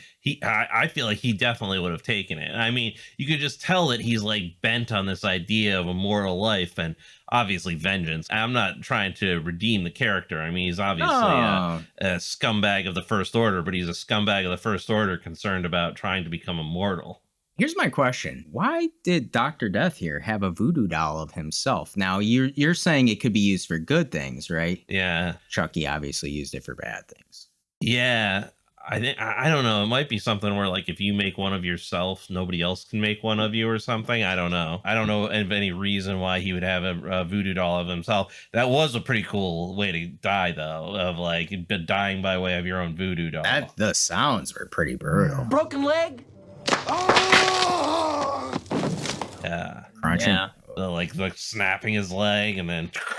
I love in Family Guy where there's like a scene where it literally happens like that, where I think Meg or something has a voodoo doll of like Lois or whatever, and she throws it across the room, and like quickly you see in the hallway Lois getting thrown like Fresh Prince of Bel-Air style. What are your thoughts on the ending? We finally get Karen saving Andy because now we found out, to Dr. Death's point, that Chucky... Chucky's, he's going to become human. Right. He's got to transfer his life into another vessel. You have to transfer your soul out of the doll into that of the first human being you revealed your true self to. But it's got to be the first person you revealed himself to. So he's got to do the voodoo spell on Andy. And this all climaxes at their apartment, which I think was cool, like to bring it back to that apartment. Yeah. And then we get the scene of her fighting off Chucky into the fire, right? This is the end, friend. We're friends to the end, remember? This is the end, friend. Burns up Chucky. And then we get what I think is so cool, Chucky all charred up. Oh, yeah. I mean, this ending, and then you get like, it's like 3 fake outs. Like, this is the end, right? I love it. I love it so much. I love fake outs in horror because, you know, hey, man, Zombieland taught me one thing. Double tap. Yeah, you make sure that MFer's dead in the water. You don't like wait around for him. For sure. Dan, what'd you think of the ending? When I was a kid, Burnt Chucky was actually scarier than It's actually like the scariest part was always the end. I love the end. Pure fucking evil at that point. Like, it's just pure rage, pure evil. To Bearclaw's point, like, his entire plan, pun intended, went up in flames. And at that point, he's just like, fuck it. If I'm going out, I'm taking motherfuckers with me. Right. I mean, he got burned alive and he felt all that shit. So like I would be pissed too. I love too where his head is separated from his body and he's talking to his body. Oh yeah. Oh yeah. Kill him, get him. Bearclaw, you like the ending? Oh yeah, I thought the ending was one of the best parts of the movie, and especially the fake outs and the burnt Chucky was terrifying with the one arm and the one eye that wasn't burnt up. Shut. Yeah, the one eye glued shut, and just him being charred. And there is something kind of cool about in the second movie when they like take off all the burned plastic and like remake him. I think that's a really cool opening scene. So yeah, I love the second one. I think it's my favorite one. I think the second one is one of the better horror sequels out there. Yeah, I think it's a little bit better. But yeah, no, I liked the ending. I thought that the ending was cool, and again, you get a lot of cool lines like him instructing his body to. I thought that was cool. Here's what I want to know, and we've kind of all answered this a little bit. But does Chucky belong on the Mount Rushmore of horror icons? Yes. Yeah. Yeah, I think he has to go there. I think Michael, Jason, Freddy, and Chucky. Yeah. I would. I don't even know about Michael, if we're all being honest. What? But definitely, I would say Freddy and Chucky. Not Michael? Not Jason? Jason, yeah, I think makes it. I don't know. I got to be honest with you. Before I really got into the horror community, I could have named all three of those people, but probably wouldn't have known who Michael Myers was. Yeah, but Michael Myers is probably the most, he's just the coolest. Like that. I'm not arguing his coolness. I love Michael Myers. Don't get me wrong iconic, here. I'm just talking sheer recognizability. Sure. And so there's 4 on the Mount Rushmore, right? Or yeah, 4. So you identified 3. So technically, you're not. Pinhead would probably be the 4th. Okay, there you go.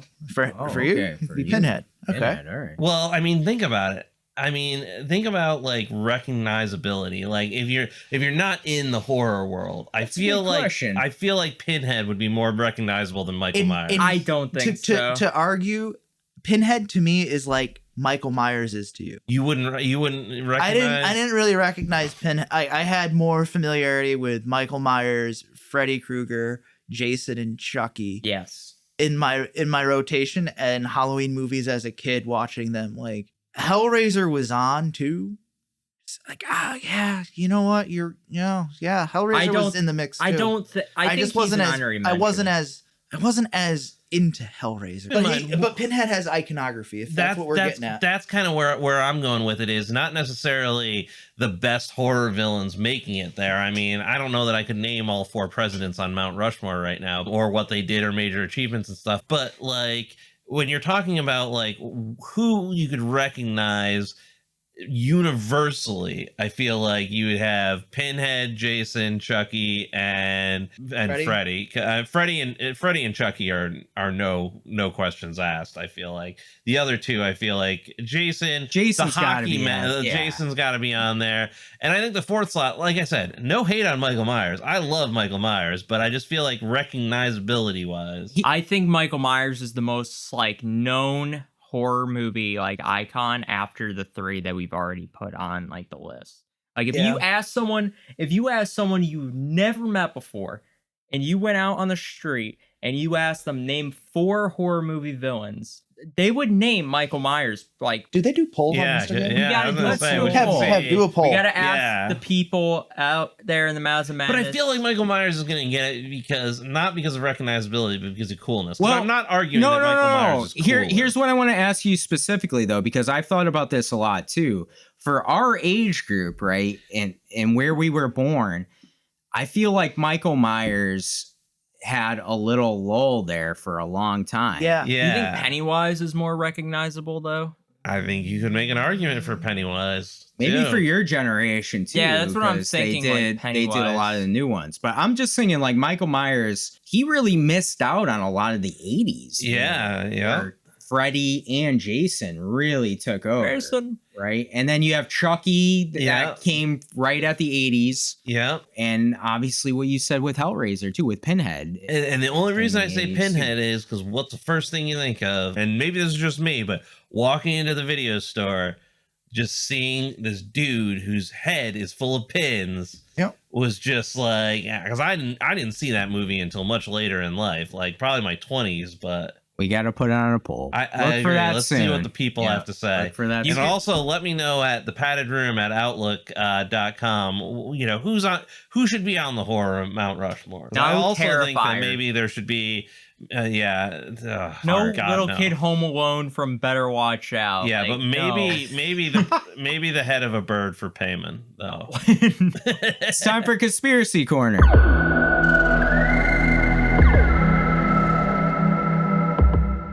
Does anybody have any conspiracy? Well, my big conspiracy, which we kind of talked about already, was Charles Lee Ray wasn't a serial killer, but was just some madman on like a bend for immortality. I do like that. Yeah, I do too. That was kind of my big conspiracy. And then there's lots of other Chucky conspiracies. Like one of them revolves around the heart of Damballa, which is the amulet, because he's always able to successfully transfer bodies when he has the amulet, but he always fails to do it when he doesn't have the amulet. You have to look at the entire Chucky like canon, but like when he has the amulet, he does a successful body transfer, but every time he tries to transfer without it, the heart of Damballa, he doesn't have it. At the same time, there's some holes in that because I'm not sure he has it in the first one. But I feel like he was wearing some type of amulet or something like that. He probably was. I think as when he was human, but the thing. Yeah, when he was human, yeah. So are you saying like because like when he turned into the doll and he lost the amulet, like he will never be able to successfully pull it off? No, because in the later movies he tries to do the same ritual and it doesn't work a couple of times. And he invokes the power and there's still lightning that shows up. Yeah. But then it doesn't go all the way through, and it's because he doesn't have the heart of Damballa. Oh, that's kind of cool. And I guess there's some interview that's cited by some Chucky folks that just says like, yeah, I mean, that wasn't really the idea, but it kind of works out like that. So that is kind of canon, is how they frame it. Also, my other conspiracy theory is that the mom actually abandons the little boy at the end of this because she's done with all this doll shit. And she marries a minister and they raise a family together that forms Seventh Heaven.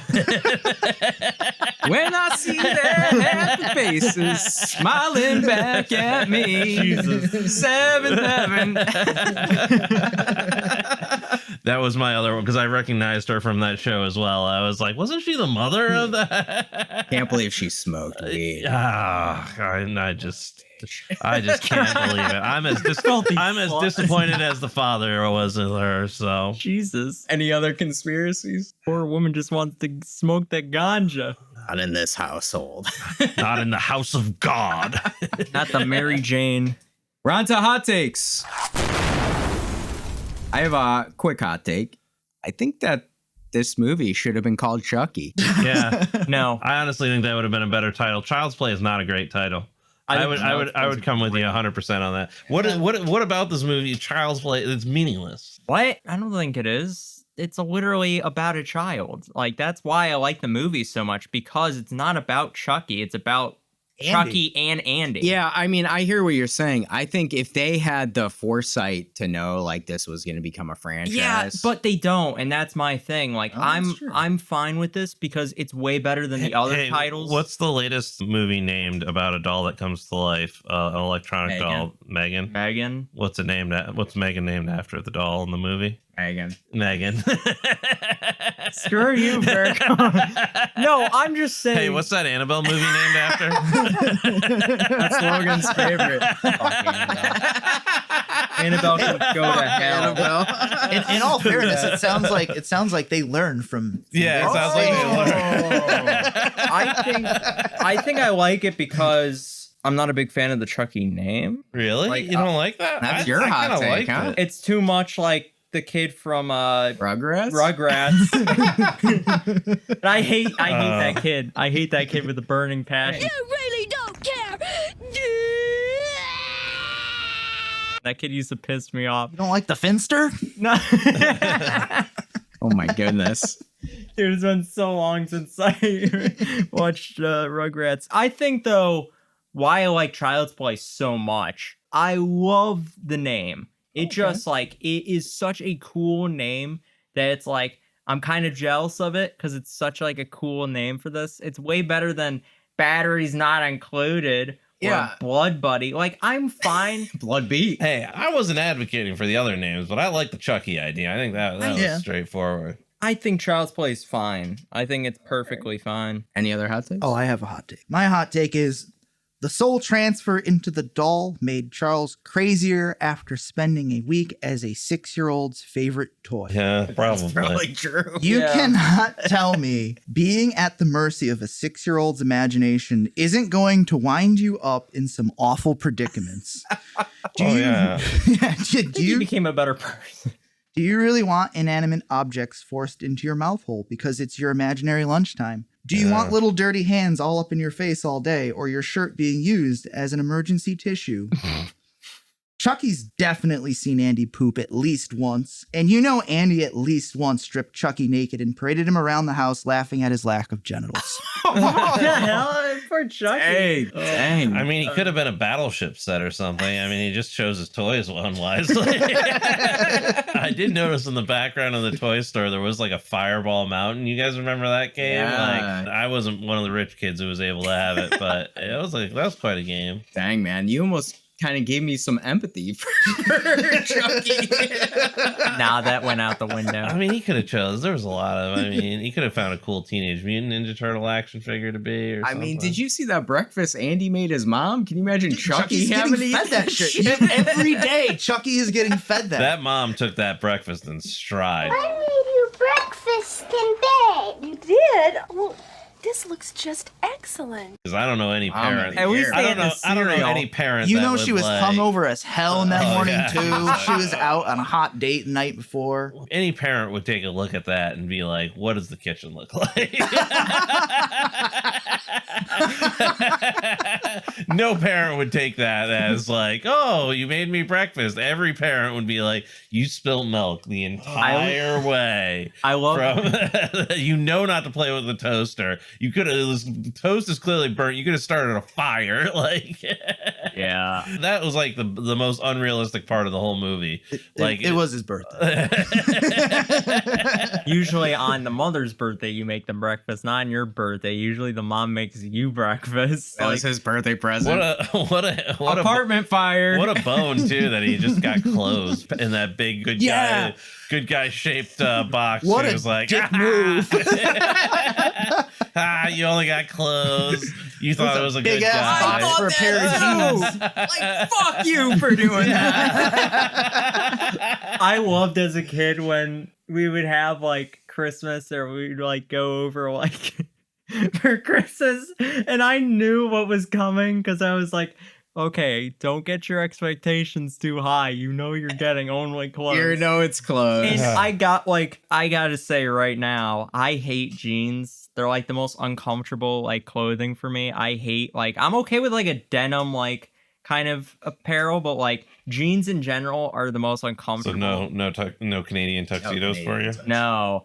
And I remember as a kid getting a shit ton of jeans. Like I would get jeans like almost every year for Christmas, which was fine, but I was like, where's the toy? Where's the money? Right. Like, What gives? like you're a little kid. What little kid wants to be given clothes? Like if you want to give me clothes, then give it to the parents to have me wear. Like, don't give it to the kid. Like, that gets their hopes up. Don't wrap up clothes. Don't wrap up clothes. Just give them the clothes. These are yours now. Have like a little like paper bag. Merry Christmas. Whatever. Like if you have a big box, you're letting the kid down, man. That kid took it in stride, though, man. Yeah, that kid was way better than I would have been. Merry Christmas. Merry Christmas. Merry Christmas. I'm out of here. I gotta go and get you a drink with your uncle. I will say that kid took it way better than I would have. Yeah, he acted good. What's the matter? Nothing. Yeah. I was telling you this. I was like, that kid acted really nice about getting clothes because he was like, oh, nothing. Like, he wasn't like making a big thing like I would have. He got the good guy construction set that was later used as a murder weapon. So, yeah, I mean, he got something. You know what? That was Chekhov's hammer. Yeah, Chekhov's play hammer.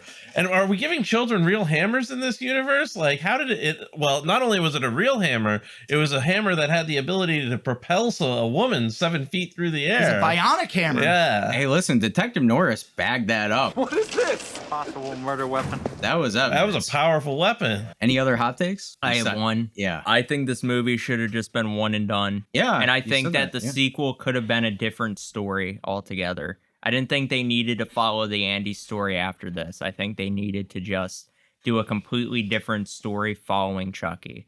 I don't think Andy needed to be important in this. We could have.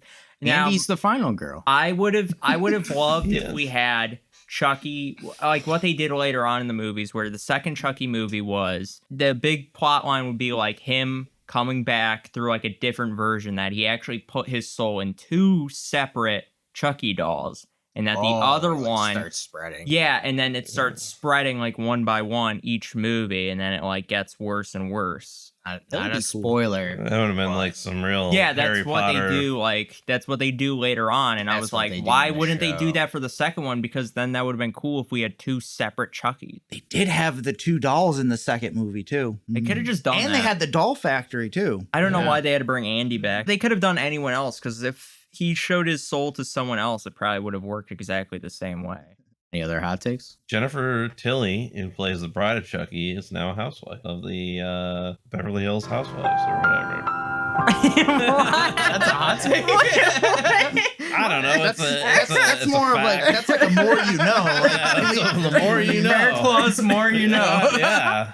Dude, if you could see Bearclaw, he did the rainbow sign the for more you. you know. I just found that as interesting because she has like a Bride of Chucky doll. Not that I watched the show. Not that I watched the show, but the show is often on in my presence. I and agree. like, she's got a doll. She's like, yeah, this is my. She's very proud of Chucky she just said recently that her gift to the world has been the Chucky franchise. Oh yeah, and she's very good in it. I mean, I wouldn't take anything away from her in it. It's time for our Hall of Slain.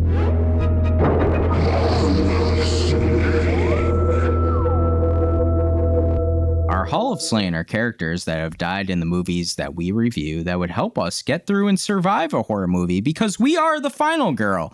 Are there any characters from Child's Play you would like to nominate? I would like to nominate Dr. Death. I second Dr. Death. I was going to say, having a voodoo priest on the crew is going to be a you definitely benefit. want a voodoo shaman. Yeah. I agree. All right. He was a homie. Gavel sound. I also nominate Detective Norris. He didn't die. He didn't die. He should have. In my movie, he does. I think though the best friend there. I think she was a Maggie. She was a real good friend. Like she legitimately She was a good friend. I mean, Yeah, I can't argue that. But she's is a she good going to help person us to have. survive? I mean, What could she bring to us? she got a mild hit on the head with a hammer and then threw herself through a window. I mean, I don't know. That might give us enough time, though. She can bring us away from In all peddlers. fairness, our movie does need somebody going through a window. Yeah, but I mean, these people are supposed to help us survive. Yeah, and they will. But it's also from gotta be getting us entertaining, raped from a peddler. She'll take that fall for us, so we don't got to go through that window. I mean, I won't oppose it. I mean, she's just going to Sounds be. like you're opposing. It just flies through a window with the greatest of ease. That's You her don't have to contribution. agree. If you don't want it, Yeah. No, I'm gonna vote down Maggie. All right. We don't need victims. We need warriors. All right. I need voodoo priests Dr. raising Death. a zombie. Dr. Death, get come in. on board. Yeah, I Gavel need sound. a voodoo priest raising a zombie army to help us fight off the boogeyman. Make some voodoo dolls for us. Maggie's kind of like in the same vein as Eddie. Like you guys. Maggie's corpse can be reanimated by Dr. Death if that. He could resurrect us. Yeah, exactly. Kind of like Mrs. Mac. Or teach us how to We'll never die. teach us how to do Turn to the voodoo match. and put our There's souls. so many into- possibilities. into- Dr. Death is pretty OP. yeah. Oh yeah. He might be one of our top boys. I was gonna say. I think Up there with Quint. Yeah. And, yeah. Quint and Dr. I mean, that's a movie right there. And Film That's a Detective. movie right there. Quint and Dr. Death team up. Give me Film Detective. Team there, up to too. fight zombie sharks. Yes. That's the movie we They need. can cut this from the episode because we're going to Hollywood. What about the Film Detective? Can you get a part of that? No. You like film? Maybe what's his name with pubic hair there for comic relief? The alien pubic hair. Kurt. Burt Jennings. Burt Jennings. Burt. That's what I was thinking of. Burt Jennings for comic relief. Hollis is a Hollis. That's a tank. Hollis is always He's a tank one of character. our Hollis is our top boys. homeboy. He's a tanker. Like, you could say Dr. Death is more of a strategist. Hey, we got all kinds in our Hall of Fame. We You're got all a whole. welcome. I mean, look at the last episode. We picked the bare Oh man, bones. we got Tina. I'm still happy.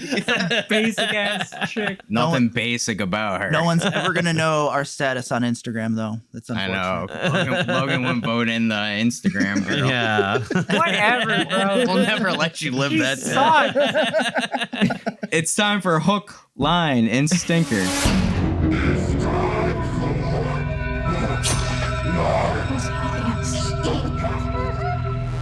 Our hook is our favorite kill of the movie. Our line is our favorite line or quote in the movie. And our stinker is something funny, awful, or weird that happens that makes the movie either better or worse. My hook is Charles Lee Ray's death. I was thinking of that. I really enjoy this because I'm a huge fan of Blue Lightning. I love how it just, first off, he gets shot. It's this awesome scene. And like Dan said at the beginning, he drops you right in, which is awesome. He gets shot.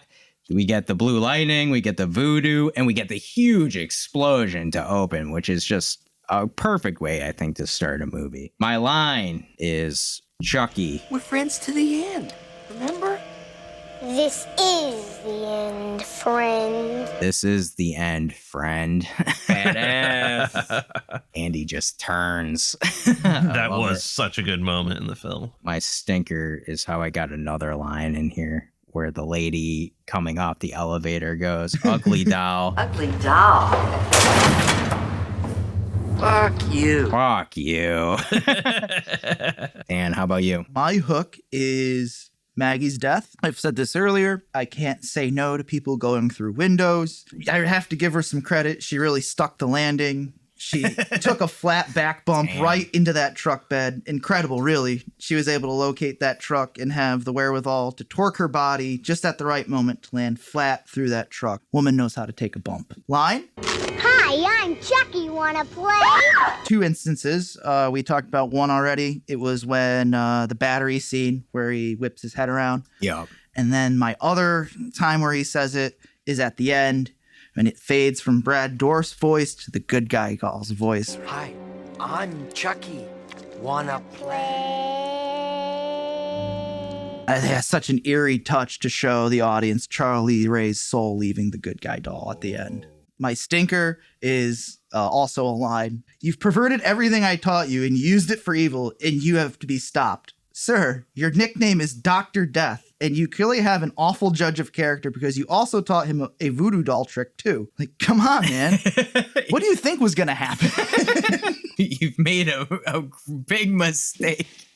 Oh, my goodness. I know. I thought the same thing when I was watching that. Like, wait a minute, you're surprised? Yeah. I'd be surprised it worked, right? But, I mean, if he knows his stuff, then he shouldn't be surprised it worked, but he should be not surprised that Charles Lee Ray would want to do this, I would think. Well, you never know. It could have been like a whole, like, he was somebody who was an eager convert who just wanted to learn and listened and was attentive. And then, he kind of turned into a monster. Now he's turning us into monsters.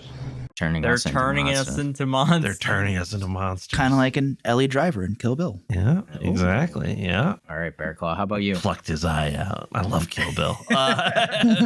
So my hook was Dr. Death via the voodoo doll. His death via the voodoo doll I thought was cool when he snaps his leg and then I hate the sounds. Yeah. Then my line was the same as yours, so I'm going to choose another line. The line is going to be when he was going to kill the cop and he was saying while he's driving, "Good night, asshole." Good night, asshole. I thought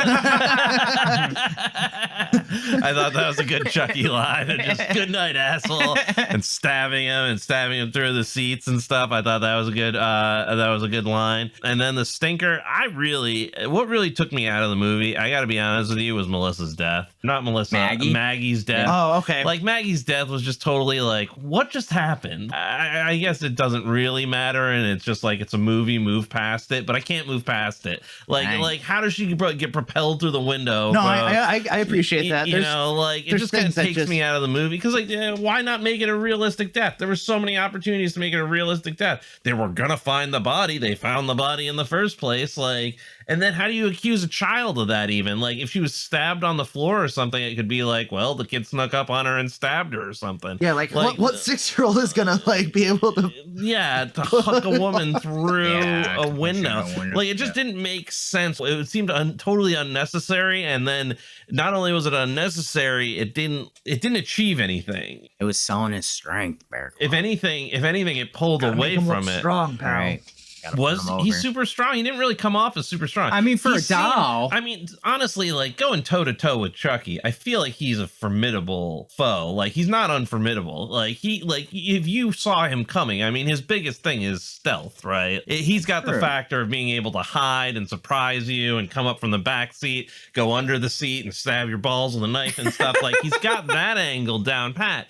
But like, if we were in a room and he was looking at you and you were looking at him, I mean, you go punt the guy, right? Yeah, like, straight up. He's not going to win on brawn. Well, maybe that's why they were trying this scene out, is to show like a little bit more of his actual strength. Like this is. But he demonstrates that strength at no other time in the movie. Well, he's a handful for Karen and I don't know, Bearclaw. I'm just trying to make this work. That's why it's a stinker, though. It was unnecessary, over the top. It would have been easier to pin the murder on Andy if he had just stabbed her or something. Yeah. There would have been more continuity with it, but they must have had the budget to throw somebody out the window and. When you can throw someone out the window, you got to do it. Yeah, I guess I get that, but. All right, Logan, how about you? My hook is the Eddie death. He got straight up Michael Bay'd. Yeah. Badass. How the hell did that kid not die, though, is my big question to this day. That whole house went up. Dude, that entire house went up. Was he in the house? No, but he was right on the next outside. to it. Yeah. He's right next to it. My line is the elevator scene where she goes, "Oh wait, Dawn." He's like, "F you." I love that scene. That scene was so good. And my stinker is the almost rape scene. That's all I've got. All you got? What? Yes. All you got? Wait a minute. Oh, you got a lot. No. That was unnecessary, and that kind of like Peddler was gonna have his way with it. I was telling you ahead of time. Yeah, but it kind of sells the whole hero cop thing with the cop. I didn't need that. I told you ahead of time. I'm like, hey, you know what's gonna go down here. You know she's going to get like. Because look at this dude. This dude is gross. Well, the cop tried to tell her. He said, "Don't go down." Yeah, there. he warned her, and he came after her. So it kind of. I don't know. It serves the purpose of showing him as a hero. And like I said earlier, too, it's like Candyman, too. What happens when she goes snooping around where she shouldn't be? I can make a case for Maggie being necessary. That death was totally necessary. You know why? Because it was funny as hell. Yeah, like I said, if you got the budget to throw somebody out the window and you throw somebody out the window, it doesn't matter. Any honorable mentions? Every line in this movie with Chucky, I think, is good. The actor in the Chucky doll costume is my honorable mention. Oh, yeah, that is pretty good. I think it's kind of funny, but also creepy. It's funnier like when he's like coming down the chimney and he kicks through. Like, I don't know, just like, it just looks so funny or off. Like, you can tell that it's like an actor versus a doll. And then, like, I don't know, there's also like the burnt Chucky costume too. Like, yeah. when he's, I can't remember. It's at the end of the third act where he's running around in the costume. You were also saying, like, because it was a little person portraying the doll, Chucky, they also had to make the set, right, bigger. Yeah, I was reading that, like, the set pieces, they had to make them bigger so that it fit more to scale with the actor. That's what they had to do in Alien, too, where they made the sets huge and they had children playing the astronauts when the space jockey scene. It was either, like, Ridley's kids or something like that, but it was, like, two, like, 5 or 6 year old children that were playing the astronauts, and then the set was built to be much bigger than them. That's crazy. I love practical effects. Yeah. I love those little details. It's time for our final rating. They're gonna rate the movie. What will they rate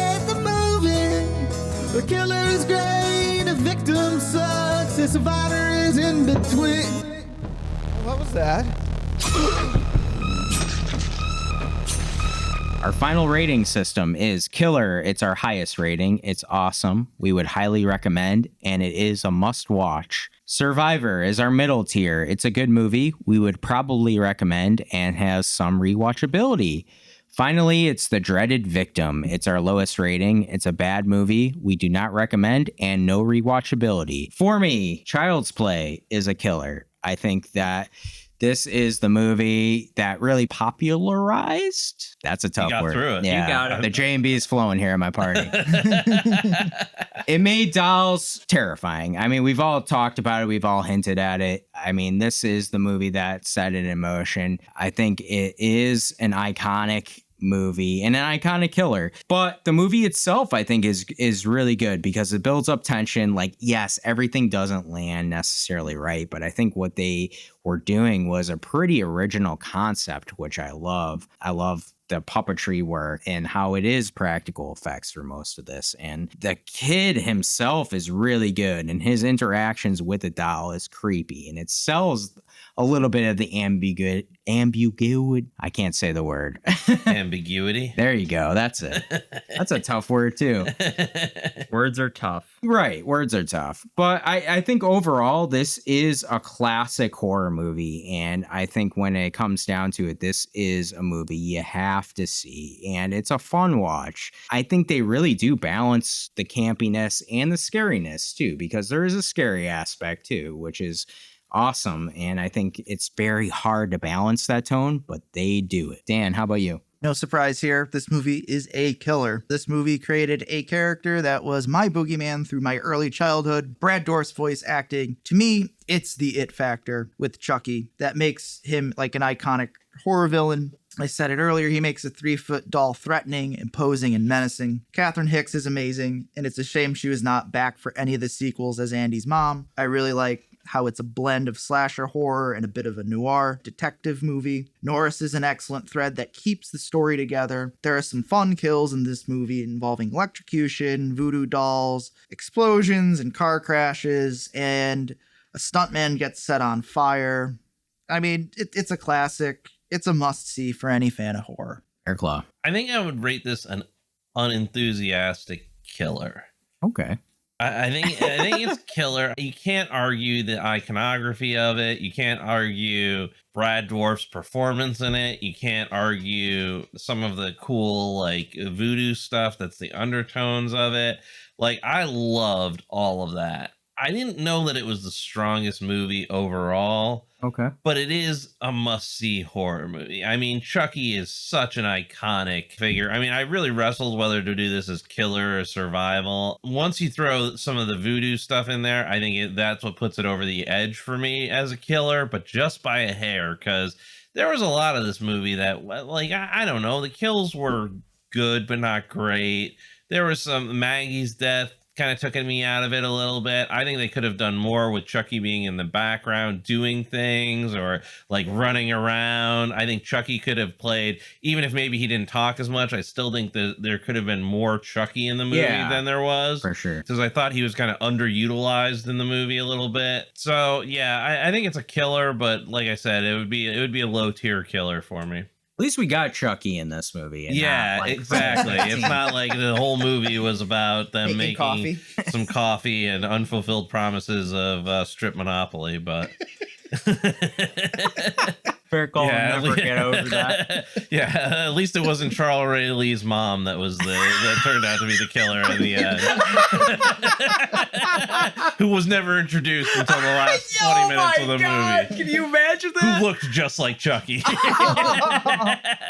Oh my god. All right, Logan, finish us up. I rank this a killer. This was a great movie. Incredible, incredible, incredible. It is iconic. It is awesome. It is enjoyable. It's entertaining. It is comedic. It is really thrilling. I mean, there are some tense scenes in this movie. The explosions are awesome. The beginning was a little much, but like it didn't ruin the overall like movie itself. It did take me back, but I got really into it. The story around it just was what solidified the movie for me. I think it was a fantastic movie all around. Is this going to join Scream, Cabin in the Woods, Reanimator? I think that's up to Nathan now. That's in the hands of God, of our Lord and Savior Nathan. Right. I'm a little nervous here. That's a totally killer movie. I am a little nervous, I gotta be honest. Nathan, our producer, gave his rating, and he said, when a writer gives you 3 fake out death scenes for a threat that can be easily neutralized by stuffing it in a 5-gallon bucket, he knows damn well he's being silly, and I'm here for it. Killer. Wow.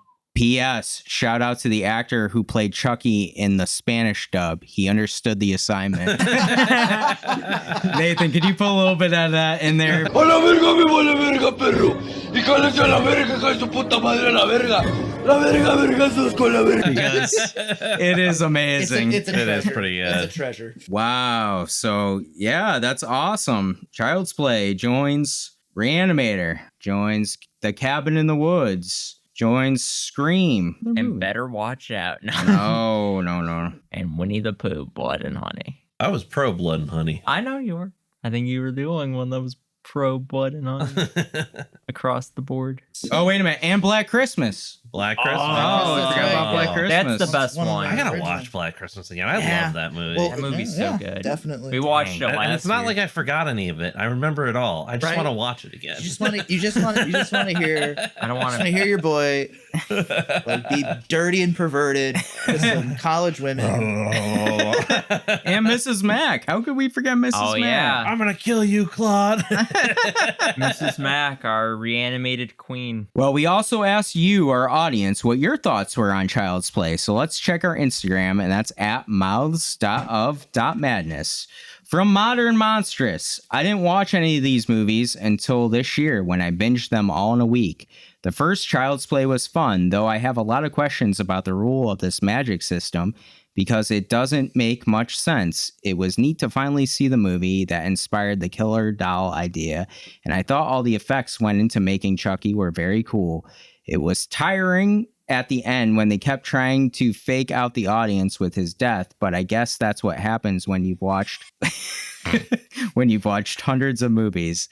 This might ruffle some feathers with the side hard. I don't know what that means, but I think Diehards? The diehards. I think that, yeah. But this is a solid survivor. Side note, I would love to know how much they drew on Trilogy of Terror's Zuni doll mechanicisms. The Zuni doll to do Chucky. Awesome, Mechanisms. That was an awesome little short story, that Trilogy of Terror doll. I know what she's talking about. What? Yeah. What? She says it's a fun one from 1975. Kind of silly, but still good. What is it? It's a story about dolls? The Trilogy of Terror, it's like a short story, collection of short horror stories. There's like an African doll like that this guy ends up collecting, and it comes alive, and it's like a brutal, like savage killer thing. Huh. To see it. From Breaking the Ghoul. I was born in the late 90s, so I didn't grow up alongside the Child's Play franchise per se, but my dad is super nerdy and would often take me to comic book and mixed interest nerdy shops where there was a huge assortment of stuff from fantasy to sci-fi and horror collectibles.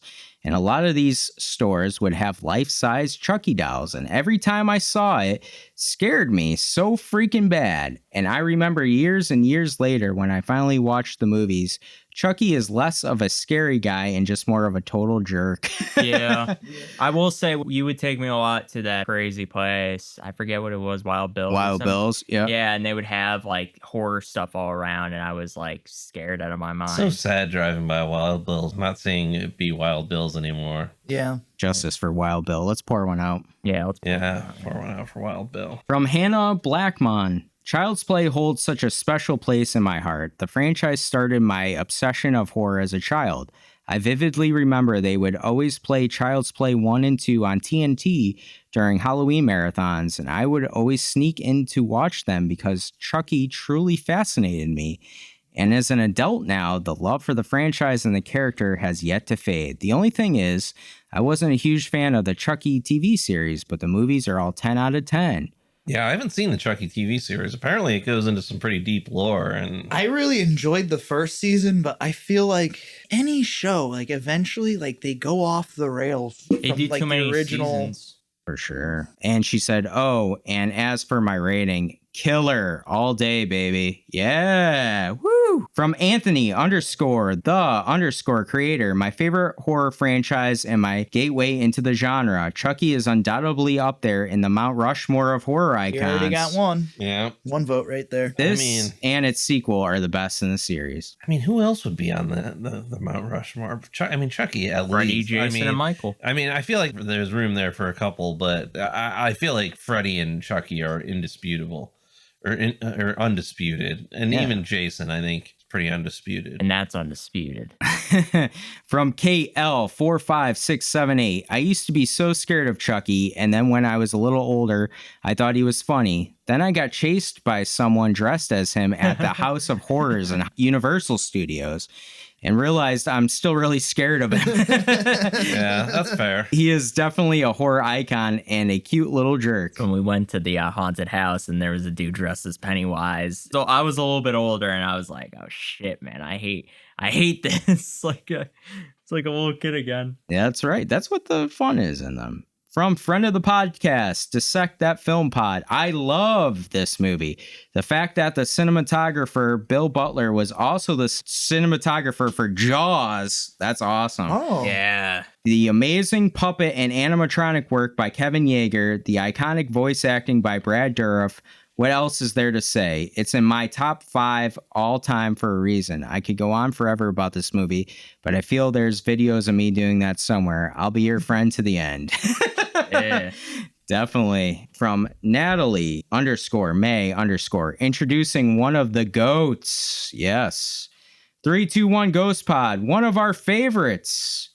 And finally from superhero _horror _creep classic. Yes. Thank you so much for all your comments. We love to hear your thoughts on this classic and how a lot of you were scared as kids of Chucky. And it's kind of pretty terrifying. Brought over to adulthood, which is awesome. Before we end the episode, we want to embrace the madness and let you all know what we've been up to. I just watched Blue Velvet by David Lynch for the first time, and we actually recorded a special Straight Jacket Talk review, which is now on YouTube, so go check it out.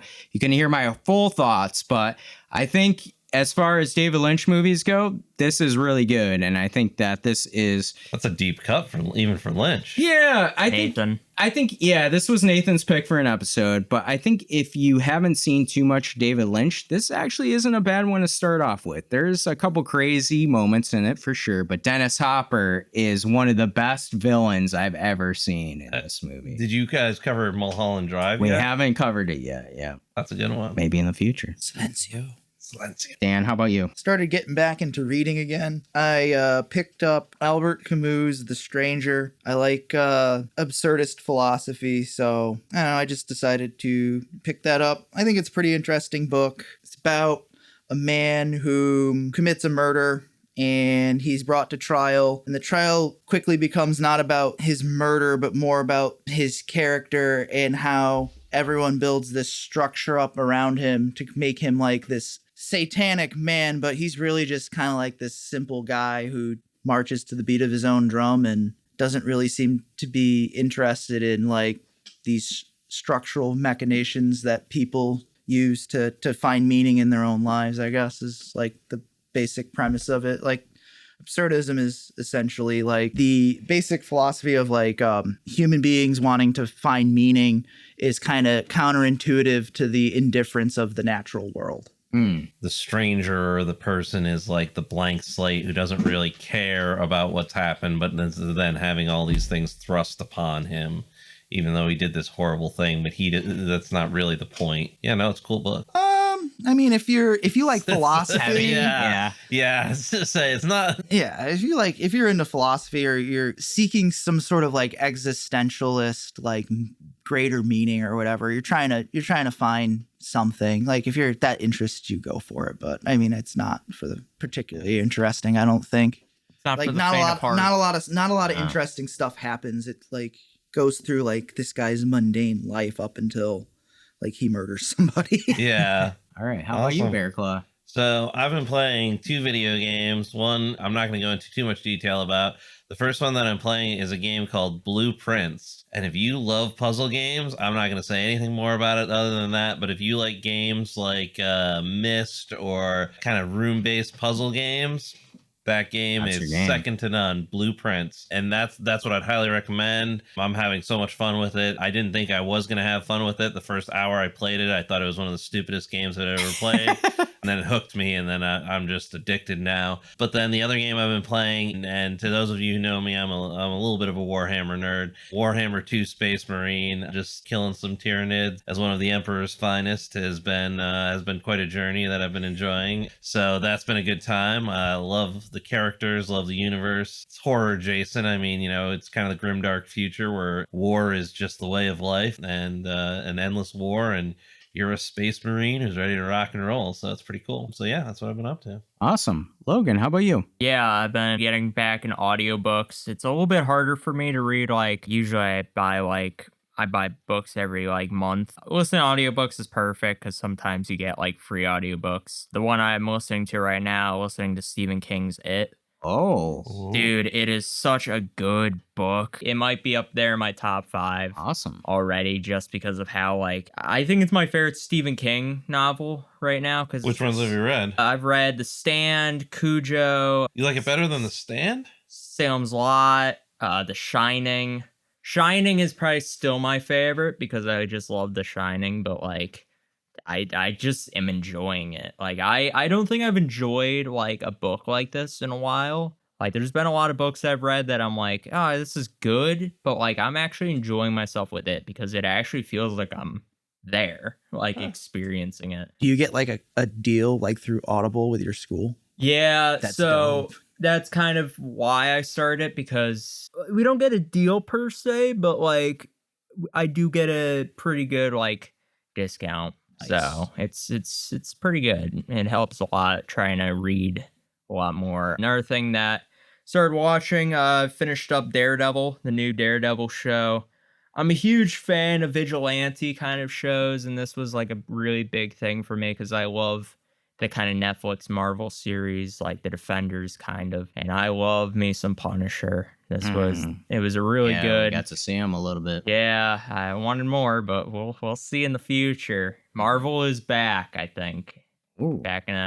That's a bold statement. I think it's back. I think I was telling my dad this, but I think what really helped solidify that for me was for the first time we went to go see Brave New World February, which was the Captain America movie. And I really enjoyed it. It's the first Marvel movie I probably enjoyed since No Way Home or Endgame. It was a little bit different. It had a different formula and tone. So maybe they are trying to they're coming back. We got Thunderbolts coming up, we got Fantastic Four, and then of course we got Avengers. So they're coming back. Just less and consistency is key. For sure. If you haven't already, please subscribe to the Mouths of Madness on your favorite audio platform and YouTube.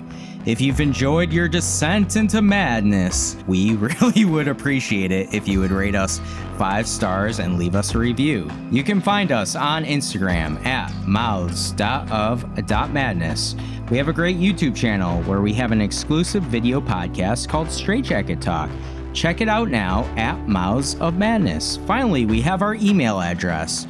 Write to Bearclaw at thepaddedroom@outlook.com and let him know if you're still afraid of dolls. Yeah, let me know. There's been a lot of doll-based horror movies as of late, and there's Megan, Annabelle, all that stuff. Let me know if those evil dolls are bothering you in the night, if you hear those tiny footsteps when you go to sleep, or maybe you wake up with just a doll staring at your face. See, this is why I keep a chainsaw next to my bed. Because I pack a chainsaw. Or, maybe you got some creative movie ideas that might involve all 3 in a triple threat match. Oh, very Megan Monsters versus Chucky Unleashed. versus Annabelle. Monsters Unleashed. Hooniverse. Oh my goodness. Chucky would win. That does it for our review on Child's Play, but we'll be back soon with another episode, and we're going to be reviewing my pick, The Lost Boys. But until then, back to the padded room with you. Hey guys, I still can't find my good guy doll that you got. Where did the J&B bottle go? Where's what? Do you guys hear that? This can't be for real, right? Are you guys playing a prank on me? Is this a birthday prank? At least not that I think. Logan, grab that box for me. I want to take a look here. Okay, let's see. Wait a minute. Guys, the batteries are still in the box. What? Oh, Kevin, watch out. Oh my goodness. What is this? You stupid bitch! Oh my god! Drop the J and B! No! Give us back the J and B!